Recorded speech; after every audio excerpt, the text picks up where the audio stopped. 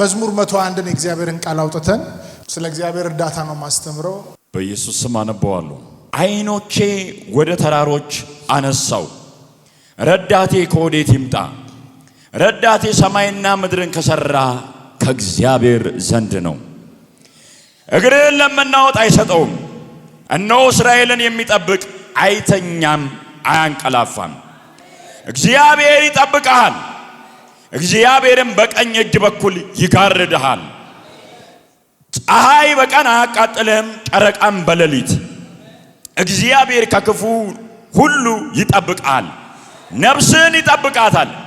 ከዛሬ ጀምሮ እስከ ዘላለም እግዚአብሔር መውጣትህና መግባትህን ይጠብቃል። አሜን ሃሌሉያ። እረኛ አለኝ ጠባቂ አለኝ የሚል ሰው ለጌታ ክብር ያምጣለት።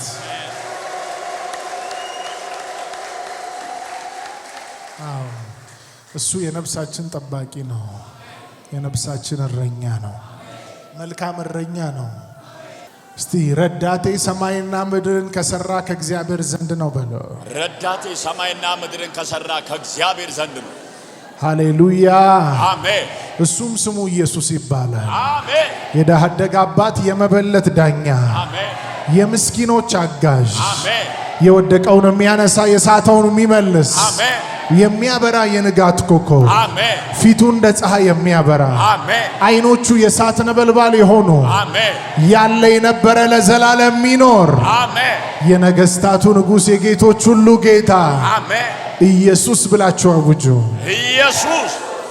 ዳዊት ደጋግሞ በመዝሙሮቹ መሃል ስታነቡ እግዚአብሔርን አንዱ የሚጠራበት የእግዚአብሔርን ስም አንዱ የሚጠቀምበት መንገድ ረዳቴ እያለ ነው የሚጠራው። ማይ ሄልፐር ይለዋል፣ ረዳቴ ይለዋል እግዚአብሔር ዳዊትን። እንዴት ደስ ይላል!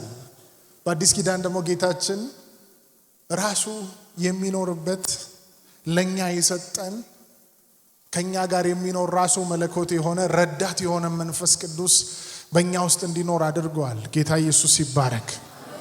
ዳዊት በዚህ ስፍራ ላይ ምን አለ? አይኖቼን ወደ ተራሮች አነሳ አለ። ረዳቴ ከወዴት ይምጣ? ረዳቴ ሰማይና ምድርን ከሰራ ከእግዚአብሔር ዘንድ ነው። ይህን ቃል ሰምታችሁ ሳትጨርሱ የእግዚአብሔር እርዳታ በእናንተ ሕይወት ላይ በእያንዳንዱ አቅጣጫ ይገለጥ። የእግዚአብሔር እርዳታ ነገስታትን የሚያንበረክክ፣ ተራራን ሜዳ የሚያደርግ፣ የናሱን ደጅ የሚሰብር የእግዚአብሔር እርዳታ በሕይወታችሁ ላይ ይገለጥ። ዳዊት በሕይወቱ ላይ ይህን ኤክስፒሪየንስ ስላደረገ ብዙም ይናገረዋል ስለ እግዚአብሔር እርዳታ። ከበግረኝነት አንስቶ አባትና እናቱ በተዉት ሰዓት በረሱት ሰዓት እንኳን ከዛ አንስቶ ወደ ንግስና ወንበር ያመጣው እሱ እንደሆነ ያውቃል። የእግዚአብሔር እርዳታ እንደሆነ ያውቃል። በዘመድ አይደለም፣ ሰው ስለወደደው አይደለም፣ ሰው ስለፈለገው አይደለም። ቤታቸው እንኳን ሳሙኤል መጥቶ ከቤታቸው ውስጥ አንድ ሰው ሊቀባ እንደሆነ እየተነገረ እንኳን ዳዊት ተረስቷል። በቤተሰቡ እንኳን ተረስቷል። በቤታቸው ከባድ የሆነ ከዛ በፊት ኤክስፒሪየንስ አድርገው የማያውቁት ትልቅ እድልና ኦፖርቹኒቲ መጥቶ እንኳን ዳዊት ተረስቷል። እግዚአብሔር ግን እዛ በግ እየሸተተ ባለበት የበግረኛ ሆኖ ባለበት በዛ ጥሻ ውስጥ የእግዚአብሔር እርዳታ ግን አይቶታል። ሃሌሉያ። ሳሙኤል ለዚህ ነው አቤኔዘር አለ፣ እግዚአብሔር እስከ ዛሬ ረድቶናል። ማን ነው አቤኔዘር ማለት የሚችል እንደኔ እግዚአብሔር እርዳታ ይበዛለት ሰው? እስቲ ከኔ ጋር አቤኔዘር በሎ። የእግዚአብሔር እርዳታ እስከ ዛሬ ምን ብሎልናል? በስቶልናል። ዳዊት አይኖቼን ወደ ተራሮች አነሳው ሲል ሁሌ ተራራ ከፍታን ይወክላል። አዎ አት ዘ ሴም ታይም ደግሞ ችግርን ወይ ደግሞ አልንቀሳቀስ ያለን ከፊት ለፊት ከባድ የሆነ ሸክምንም ሊወክል ይችላል። እዚህ ቦታ ላይ ዳዊት ሲናገር አይኖቼን ወደ ተራሮች አነሳው ሲል ከባድ የሆነ ሸክም ከፊት ያለ እያለ አይደለም። ወደ ሸክም አይኖቼን ከፍ አድርጌ ተመለከትኩ፣ ወደ ችግሬ አይኖቼን ከፍ አድርጌ ተመለከትኩ እያለ አይደለም። ለምሳሌ ኢየሱስ ሲናገር ሰምታችሁት ከሆነ ማርቆስ 11 ላይ ማንም በልቡ ሳይጠራጠር ይህን ተራራ ተነቅለ ወደ ባህር ተተከለው ቢል ይሆንለታል አለ። ኢየሱስ ተራራ ብሎ እያወራ ያለው at the same time ስለ ችግርም ነው እያወራ ያለው። ችግርን ተነቅሎ ሂድ ከኔ ቢል ማንም ሰው በልቡ ሳይጠራጠር ይሆንለታል እያለ ነው ኢየሱስ። ዳዊት እዚህ ቦታ ላይ ስለ ተራራ ሲጠቀም እዚህ ቦታ ላይ ስለ ችግር እያወራ ሳይሆን ከሱ ከፍ ወዳለ በምድር ላይ ወዳለ እርዳታ ቀበልበታለሁ ብሎ ወዳሰበበት አይኖቹን ከፍ አድርጎ ተመለከተ። ወደ ጽዮን ተራራ አይኖቹን ከፍ አድርጎ ተመለከተ። በዙሪያው ወዳሉ ተራሮች ከፍ አድርጎ ተመለከተ። ይረዱኛል ያግዙኛል ብሎ ወዳሰባቸው ነገሮች አይኖቹን ጣለና ከፍ አድርጎ ተመለከተ። ይህ ሰው ግን ኢሚዲየትሊ ነፍሱን ወዲያው የሚመልስ ሐሳቡን ወዲያው የሚመልስ ሰው ስለሆነ የተረዳበትን እግዚአብሔር በህይወቱ ላይ ያበዛለትን የሰማይን እርዳታ የሚረሳ የሚዘነጋ ሰው ስላልሆነ ኢሚዲየትሊ ተመለሰና ቁጥር 2 ላይ እንደዚህ አለ፣ ረዳቴ አለ ሰማይና ምድርን ከሰራ ከእግዚአብሔር ዘንድ ነው አለ። የኔ ረዳት ምድር ላይ አይደለም። ምድር ላይ ከኔ ከፍ ወዳሉ ሰዎች አይኖቼን አድርጌ ከነሱ እርዳታ አልጠብቅም አለ። የኔ ረዳት እግዚአብሔር ነው ሲል፣ የኔ ረዳት ሰማይ ነው ሲል አይኖቼን ወደ ተራሮች አነሳው ካለ በኋላ ረዳቴ ያለ ሰማይና ምድርን ከሰራ ከእግዚአብሔር ዘንድ ነው አለ። ኢሚዲየትሊ ፎከሱን ቀየረ፣ እይታውን ቀየረ። በህይወት ዘመናችሁ አንዳንድ ጊዜ ሳታውቁት እይታችሁ የሚቀየርበት ጊዜ አለ። ጌታን እያያችሁ እየጠበቃችሁ አይናችሁን እግዚአብሔር ላይ አድርጋችሁ ድንገት ደግሞ በተለያየ አይነት አቅጣጫ አይኖቻችሁን አንስታችሁ ሰው ላይ ልታደርጉ ትችላላችሁ። አይኖቻችሁን አንስታችሁ ሲስተም ላይ ልታደርጉ ትችላላችሁ። አይኖቻችሁን አንስታችሁ ፖለቲካ ላይ ልታደርጉ ትችላላችሁ። አይኖቻችሁን አንስታችሁ በቃ ይሄ መንገድ ነው የኔ ረዳት የሚመጣው ከዚህ አቅጣጫ ነው ብላችሁ ተስፋችሁን ሙሉ ለሙሉ ከሰማይ ላይ አንስታችሁ እይታችሁን ከዛ አንስታችሁ የሆነ ኦብጀክት ላይ ልታደርጉ ትችላላችሁ። የሆነ ሲስተም ላይ ልታደርጉ ትችላላችሁ። ያ የሰው ባህሪ ነው። ነገር ግን ሁሉ ጊዜ ሰው በሚመላለስበት መንገድ ላይ አይኖቹ የሚዋዥቅ ከሆነ የሆነ ነገር ላይ ተስፋ እያደረገ አይኖቹን የሚጥል ከሆነ ኢሚዲየትሊ ከዛ ነገር ላይ አይኑን አንስቶ አጀስት ማድረግ አለበት። ፎከሱን ማስተካከል አለበት። ኢሚዲየትሊ አይኖቹን ጌታ ላይ ማድረግ አለበት። ዕብራውያን 12:2 ላይ ስትመለከቱ የእምነታችሁ ጀማሪና ፍጻሜ የሆነውን ኢየሱስን አለ እየተመለከታችሁ በትዕግስት በፊታችሁ ያለውን ሩጫ ሩጡ አለ።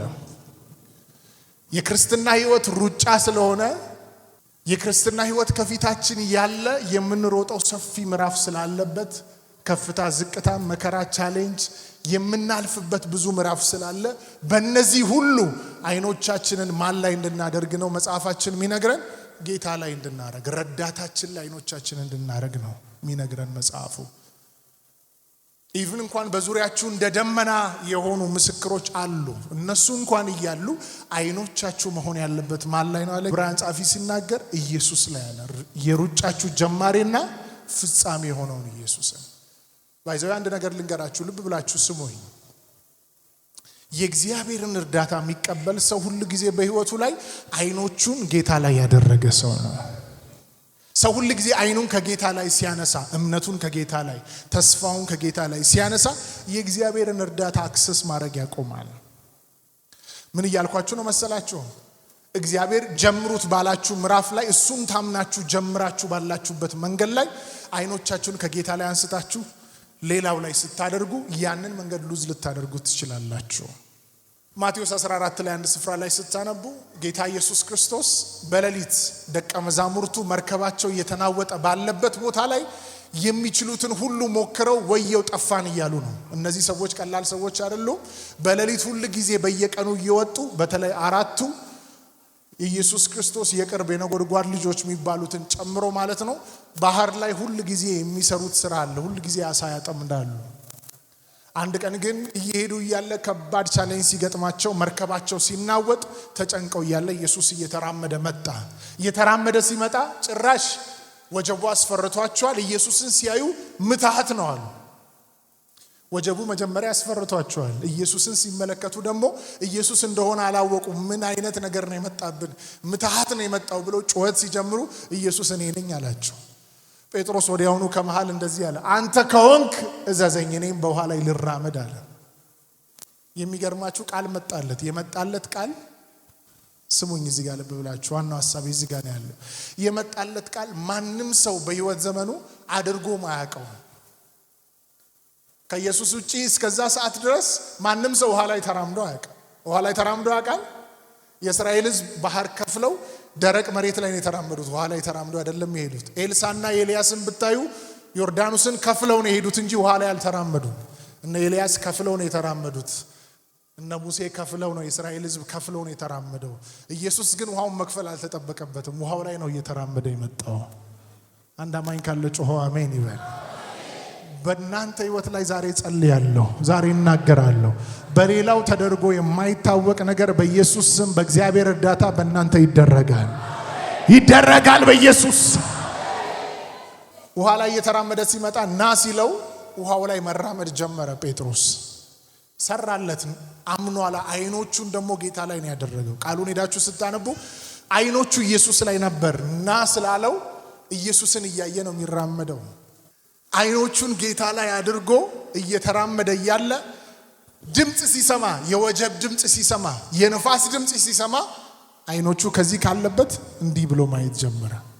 አሁንም ወደ ኢየሱስ አለ። መጨረሻ ላይ ነቀለ። አይኑን ሙሉ ለሙሉ ከኢየሱስ ነቀለና የነፋሱን ኃይል የወጀቡን ኃይል አይቶ ይላል ልክ ሲያይ መስጠም ጀመረ። ኢሚዲየትሊ አያችሁ። አሁን በዛ ሰዓት ላይ ሲሰምጥ በጣም የገረመኝ ነገር ጴጥሮስ እንደዚህ አለ፣ እባክህን ጌታ ሆይ አድነኝ ብሎ ጮኸ።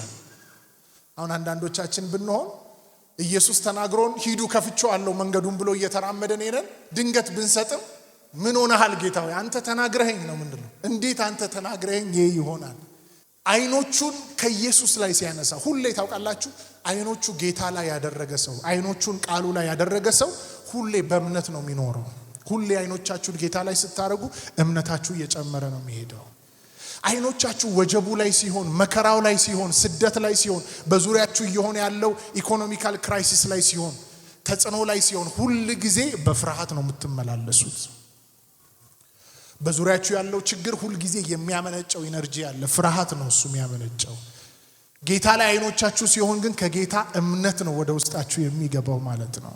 አይኖቹን ጌታ ላይ ያደረገ ሰው ጴጥሮስ አይኖቹን ጌታ ላይ ስላደረገ ቃሉን አምኖ ሲሄድ የሰማይን እርዳታ ተቀበለ። ማንም ተራምዶ የማያውቅበት መንገድ ላይ ተራመደ።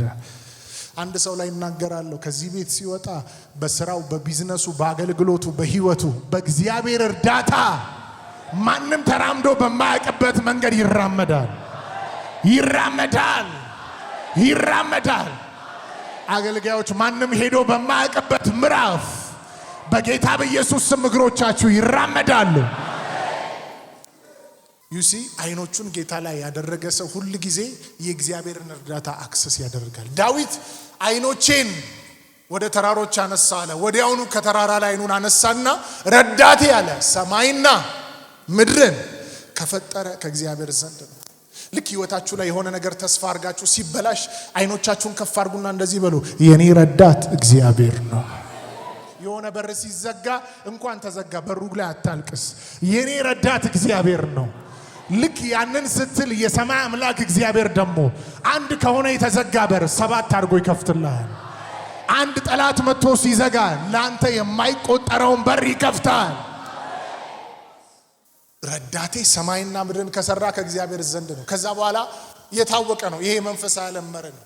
ሰው እንደዚህ ብሎ ካወጀ፣ ፎከሱን ጌታ ላይ ካደረገ፣ አይኖቹን ጌታ ላይ ካደረገ ከዛ በኋላ ህይወቱ ላይ የሚመጣው ምስክርነት ነው። ተበላሽቶ የነበረ ነገር ተስተካክሎ ያያል። ተዘግቶ የነበረ ነገር ተከፍቶ ያያል። ባዶ የሆነ ነገር ሞልቶ ያያል። ተዘግቶ የነበረ ተከፍቶ ያያል። አንድ አማኝ ካለ ጮሆ አሜን ይበል። ኢቭን እንኳን እግዚአብሔር የሚሰጣችሁ ቢዝነስ፣ እግዚአብሔር የሚሰጣችሁ ትልቅ ሀብት፣ እግዚአብሔር የሚሰጣችሁ በዙሪያችሁ ያሉ ልጆች፣ ጌታ ትልልቅ ቦታ ያደረሳቸው ሰዎች ገብታችሁ እነሱ መሃል አይኖቻችሁን እነሱ ላይ አታደርጉ። እነሱ ባሉበት ቦታ ጌታዬ አይኖቼ አንተ ላይ ናቸው። የዚህ ቤተሰብ ረዳት፣ የዚህ ልጅ ረዳት፣ የዚህ ቤት ረዳት፣ የዚህ ቢዝነስ ረዳት አንተ ነህ። በራሳችን አቅምና ኃይል እዚህ አልደረስንም። ረዳቴ አንተ ነህ ስትሉት ኦላ ታራቢያኖ ዞንቶ ባራዲያ ቦሳ እስቲ አንድ ሰው ረዳቴ አንተ ነህ ይበል እስቲ። ድገሙና በሉት እስቲ። መዝሙር 27 ላይ እነዚያ በፈረሳቸው እነዚህ በሰረገላቸው ይታመናሉ፣ እኛ ግን ይላል በአምላካችን በእግዚአብሔር ኃይል እንታመናለን። እረዳሃለሁ ብሎ ካንተ ጋር ካለ ታመነው። አሻግርሃለሁ ብሎ ካንተ ጋር ካለ ታመነው፣ ያሻግርሃል። የነገረ ቦታ ያደርሰሃል። እግዚአብሔር ለያዕቆብ እንደዚህ ያለው የነገርኩህን ሁሉ እስካደርግልህ ድረስ አልጥልህም አልተውህም ማለት። ኤርምያስ 17:7 ላይ ሲናገር ኤርምያስ እንደዚህ አለ፣ በእግዚአብሔር የታመነ እምነቱም እግዚአብሔር የሆነ ሰው ብሩክ ነው አለ። እርሱም በውሃ ፈሳሾች ዳር እንደተተከለ ዛፍ ነው፣ ፍሬውንም በየዕለቱ ይሰጣል፣ አይደርቅም አለ። በማን የታመነ? በእግዚአብሔር የታመነ። በእግዚአብሔር እርዳታ የታመነ ሰው ሊቸገር ይችላል፣ ነገር ግን አይጎልበትም። አዎ መከራውስ ሊያልፍ ይችላል፣ ሁሉ ጊዜ ግን ድል ነው መጨረሻው፣ ድል ነው መጨረሻው። ስለዚህ አባቴ ብሩካን ፎከሳችን አይኖቻችን እግዚአብሔር የረዳችሁ በር የከፈተላችሁ ሁሉ ነገር መልካም ሆኖ ያላችሁም ሰዎች ስሙኝ። እንደገና ደግሞ አሁን ባላችሁበት ቦታ ላይ ፋይናንሻሊ ኢኮኖሚካሊ በተለያየ አይነት አቅጣጫ ክራይሲስ ውስጥም ያላችሁ ሰዎች ስሙኝ። አገልጋዮችን ብዙ ቃል ተሸክማችሁ ብዙ ቻሌንጅ ውስጥ እያለፋችሁ ያላችሁ ስሙኝ። ሁላችሁ አይኖቻችሁን ሁሉ ጊዜ ጌታ ላይ ማድረግን ራሳችሁን ማስተማርና ራሳችሁን ማሰልጠን አለባችሁ። ሁሉ ጊዜ በጉድለቱ መሃል ቆማችሁ ጌታ ሆይ የጉድለቴ ሙላት አንተ ነህ፣ የምትሞላው አንተ ነህ። እርዳታዬ ያለው ከሰዎች ዘንድ አይደለም። አዎ በሰዎች በኩል እንኳን እግዚአብሔር ሊረዳችሁ ቢመጣም ከበስተጀርባ እየገፋ የሚያመጣቸው እጅ እንዳለ ማወቅ አለባችሁ። እጁን ረስታችሁ ሰዎቹን ብቻ ተቀብላችሁ ካለፋችሁ ሌላ እንዳይመጣ በር እየዘጋችሁ ነው። ናቡከደነጾር የሚባለውን ንጉስ ሁላችሁም ታውቃላችሁ። ዳንኤል መጽሐፍ ምዕራፍ 4 ቁጥር 34 ላይ እግዚአብሔርን ቃል እናገኛለን። ይሄን ቃል ፈጥና አንብብልን። ዳንኤል መጽሐፍ ምዕራፍ 4 ቁጥር 34 ላይ ዘመኑም ከተፈጸመ በኋላ ዳንኤል 4:34 ላይ ዘመኑ ከተፈጸመ በኋላ እኔ ናቡከደነጾር ዓይኔን ወደ ሰማይ አነሳው፣ አይምሮዬም ተመለሰልኝ፣ ልዑሉንም ባረኩ፣ ለዘላለምም የሚኖረውን አመሰገንኩ አከበርኩትም። ግዛቱ የዘላለም ግዛት ነውና መንግስቱ ለልጅ ልጅ ነውና። ይኸውላችሁ እኔ ናቡከደነጾር አለ ንጉስ ነው። ይህ ሰው ንጉስ ማለት አንድችን ከተማ ብቻ አይደለም ያኔ የሚያስተዳድረው፣ ወደ 100 ምናምን ሀገሮችን ሳይቀር የሚያስተዳድር ንጉስ ነው። ይህ ሰው ሁሉን ነገር የሚመራው ሁሉን ነገር የሚያስተዳድረው እሱ ነው። ሂዝ ኤ ኪንግ። በወርቅ ምስል 6 ክንድ ያለው ትልቅ ሐውልት ሰርቶ ሁሉንም ሰብስቦ የዘፈን ድምጽ ሲሰሙ፣ የእምቢልታ ድምጽ ሲሰሙ፣ የከበሮ ድምጽ ሲሰሙ ሁላችሁም ወድቃችሁ ስገዱ ብሏል። ያልሰገደ ወደ እሳት ባህር ይጣላል ይላል። እንደፈለገ ጨዋታ መጫወት ከፈለገ እንኳን ይጫወታል። ህልም አይቶ ተነስቶ ህልሙን ረስቶት ህልሜንም ፍቺውንም ንገሩኝ ብሎ ሰዎችን ይገላል። እንደፈለገ እንዳሻው የሚያደርግ ሰው ነው። በዛ ሲስተም ውስጥ የነበሩ ነገስታቶች ናቡከደነጾርም ከሱ በፊት የነበሩ በእንደዚህ አይነት አመራር ውስጥ ያሳለፉ ናቸው። ናቡከደነጾር ለምንድነው ቃሉን እናንተ ገብታችሁ ዳንኤል መጽሐፍ ምዕራፍ 4ን በደንብ አንብቡት። ለምንድነው ዋጋ የከፈለው? ንጉስ የነበረ ሰው ከንግስና ወንበር ወድቆ ለምንድነው ሳር የጋጠው ያበደው? በሌላ ቋንቋ አይምሮ ተወስዶ ነበር። ሳር ነበር የሚበላው።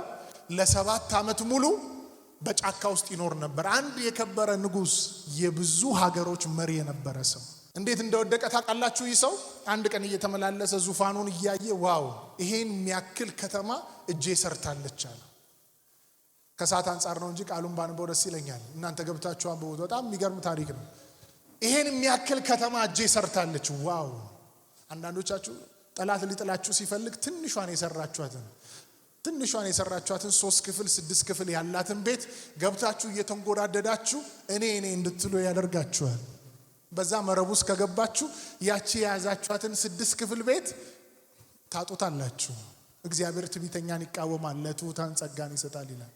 ይህ ሰው ከንግስና ወንበር ላይ ወርዶ የት ሆነ ይላል መጽሐፉ ሲናገር፣ ሳር መብላት ጀመረ። ሌላስ በቃ በዙሪያው የነበሩ ነገሮች ሁሉ ተወሰዱበት።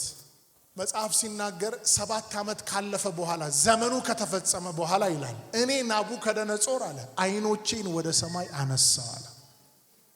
አያችሁ፣ አይኖቹን ወደ ማን አነሳ? እስቲ አይኖቼን ወደ ሰማይ አነሳለሁ በሉ። ከሞን ጮክ ብላችሁ ተናገሩ፣ ግድ የላችሁ። የመጨረሻ አንዳንዶች በማታውቁት መንገድ ያጣችሁት ሀብት፣ ያጣችሁት ከፍታ፣ ያጣችሁት ጸጋ ዛሬ በኢየሱስ ስም አይኖቻችሁን ጌታ ላይ አድርጋችሁ ወደ እናንተ 7 እጥፍ ይመለሳል። 7 እጥፍ ይመለሳል። ይመለሳል። ይመለሳል። ይመለሳል። አይኖቼን ወደ ሰማይ አምላክ አነሳው ይላል። ከዛስ አይምሮዬ ተመለሰልኝ አለ። ጫካ ውስጥ የነበረ ሰው አይምሮዬ ተመለሰልኝ። ከዛስ መንግስቴ ተመለሰልኝ፣ ሞገሴ ተመለሰ፣ ግርማዬ ተመለሰ፣ መኳንንቶቼ ሁሉ ተመለሱ አለ። 7 ዓመት ጫካ ያደረሰው ከ7ኛው ዓመት በኋላ አይኖቹን እግዚአብሔር ላይ ሲያደርግ ኢሚዲየትሊ ከነበረበት ከዛ ከአራዊት መንደር ወጣና ወደ ንግስና ወንበር ወጣ። አያችሁ ሰው ከዛ ከወደቀበት ቦታ ፈጥኖ የሚነሳበት መንገድ ምንድነው? ሁሉ ጊዜ ፎከሱን አይኖቹን ጌታ ላይ ሲያደርግ ነው። አንዳንዴ በምንም ታምር ሰርታችሁ ምን ብላችሁ ወጣችሁ ለፍታችሁ የማታገኙትን ነገር አይናችሁን እሱ ላይ ስታደርጉ እሱ ግን ሩቅ ያለውን ነገር ስቦ ያመጣዋል አይደል? መጽሐፋችንን የመጨረሻ ዮሐንስ 11 ቁጥር 40 እና 41 እናነባለን። ኢየሱስም ብታምኚስ የእግዚአብሔርን ክብር እንድታይ አልነገርኩሽምን አላት። ድንጋዩንም አነሱት። ኢየሱስም አይኖቹን ወደ ላይ አንስቶ አባት ሆይ ስለሰማኸኝ አመሰግንሃለሁ። ጌታ ይባረክ። አይኖቹን ወደ ሰማይ አንስቶ አባት ሆይ ስለሰማኸኝ ኢየሱስ እንኳን አስተምሮናል። አያችሁ ቃል የሆነው ጌታ፣ መለኮት የሆነው ጌታ፣ ፍጹም ሰው ፍጹም አምላክ የሆነው ጌታ፣ በራሱ ሁሉን ነገር ማድረግ የሚችለው የዓለም ሁሉ ንጉስ፣ የሚያበራው የንጋት ኮከብ ጌታ ኢየሱስ ምድር ላይ ቆሞ እንኳን በቃ ክፈቱት ና ተነሳ ላዛር አላለ። ተከፈተ አይደለ? አይኖቹን ወደ ሰማይ አንስቶ ይላል። አይኖቹ ሊንክ አድርገዋል ከእግዚአብሔር አብ ጋር። አባቴ ሆይ አለ ስለሰማኸኝ አመሰግናለሁ አለ። አይኖቹን ወደ ማን አነሳ? ከዛስ በአልዓዛር ህይወት ላይ የእግዚአብሔር እርዳታ ተገለጠ። አልዓዛር ከሞተበት ተነሳ። ኦማራዲያስ ሶቴያስ አያችሁ አይኖቹን እዚህ ጋር ቆም ብላችሁ እንድታስቡ ፈልግ። አይኖቹን ወደ ማን አንስቶ? ወደ ሰማይ አንስቶ። ይሄንን እንድታደርጉ የቤት ስራ ልስጣችሁ። በችግሮች መሃል እንደገና እግዚአብሔር በባረካችሁ ትልልቅ በረከቶች መሃል ዛሬ ከዚህ ሂዱና ግቡና ቤት ውስጥ አይኖቻችሁን ወደ ጌታ አንስታችሁ ጌታ ኢየሱስ ረዳቴ አንተ ነህ በሉት። ጌታ ኢየሱስ የረዳኸኝ አንተ ነህ፣ ያገዝከኝ አንተ ነህ በሉት። አሁንም የዚህ ቤት ረዳት አንተ ነህ በሉት። በጎደለው ነገር ላይ ቁሙና ውጁ ጌታ ኢየሱስ ረዳቴ አንተ ነህ በሉት። አዎ ነገራችሁ እንዲፈረም እንዲከናወን እንዲሳካ ሰው እየጠበቃችሁ ሊሆን ይችላል። ሰዎቹን አንድ ጊዜ ካይምሯችሁ አውጡና ጌታ ኢየሱስ you are my helper፣ አንተ የኔ ረዳት ነህ። ያን እያላችሁ እየጸለያችሁ እያለ ጌታ ራሱ የምትፈልጓቸውን ሰዎች ለእናንተ ጉዳይ የሚያስፈልጉ ሰዎችን ካሉበት ቦታ ያንቀሳቅሳቸዋል። አንድ አማኝ ካለ ከኔ ጋር ጸልዮ ይጨርሳል። ቀኝ እጅ ይነሳ። ረዳቴ ይበል። ሰማይና ምድርን ከሰራ ከእግዚአብሔር ዘንድ ነው፣ እሱም ኢየሱስ ነው። ረዳቴ ኢየሱስ ነው። አይኖቼ ዘውትር እሱ ላይ ናቸው።